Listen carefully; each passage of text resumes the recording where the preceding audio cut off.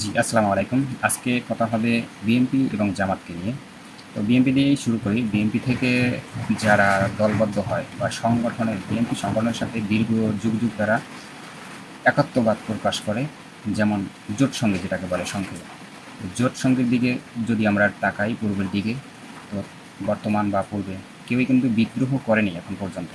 জোট থেকে সরে যাওয়ার পরে দেখা যায় নানান কথা বলছে, কিন্তু জোটে থাকা সত্ত্বেও বিএনপির নেতৃত্বের বিরুদ্ধে কখনো আঙুল তুলে নেয় বা বিএনপির নেতৃত্ব যিনি দিয়েছেন খালেদা জিয়া বা এখন বর্তমানে তারেক রহমান, তারেক নেতা মাইনেই চলছে। তিনি যে কথা বলতে জোট সঙ্গীরা সেটা কিন্তু মাইনে নিত, কেউ বিদ্রোহ করে না।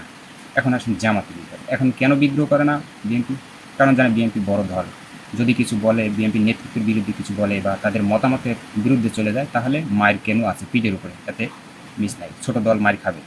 এই জন্য তারা বিদ্রোহ বিএনপির বিরুদ্ধে করে। এখন জামাতের বিরুদ্ধে কেন জোট সঙ্গীরা বিদ্রোহ করে, তার আঙ্গুল তোলে? কারণ জামাত কেন দেবে না, শেষা দেবে না, ভদ্র দল, এটা তারা বুঝে। যেমন চরমোনাই বিদ্রোহ করছে, 143 আসনে তারা জয় লাভ করে বসছে, নির্বাচনের আগে বিদ্রোহ করে বসছে যে তাদেরকে 100 সিট দিতেই হবে, তা না হলে যাই হোক, যেভাবে হোক তারা বিদ্রোহ করে সরে গেছে। এবার আসেন এনসিপি। এনসিপি তারাও এসে দাদাগিরি শুরু করছে, বিদ্রোহ করতেছে। যেমন সাদিক কায়েমকে কেন মেয়র পদ নির্বাচন করার ঘোষণা দিল, দিয়ে বিদ্রোহ শুরু করে দিয়েছে তলে তলে। তো যাই হোক, এখন পুরোপুরিভাবে ঘোষণা দেয়নি, কিন্তু তারা এমন ভাব নিতে আছে যে জামাত তাদের কাছে জিগিয়ে সব কাজ করতে হবে এবং মেয়র পদে সব এনসিপি লড়বে, চেয়ারম্যানই পদ এনসিপি লড়বে, সব কিছু এনসিপি। তাহলে জামাত এত বড় দল হয়ে কী করলো? তারা মেয়র পদ নির্বাচন কি করবে না? যেমন সংসদে মহিলা আসন, যে মহিলা আসন কিন্তু জামাত দেয়নি, সেখানে জামাত স্যাক্রিফাইস করছে না। জামাতের কি অভাব আছে? নেতৃত্ব দেওয়ার মতো সক্ষম লোকের কি অভাব আছে?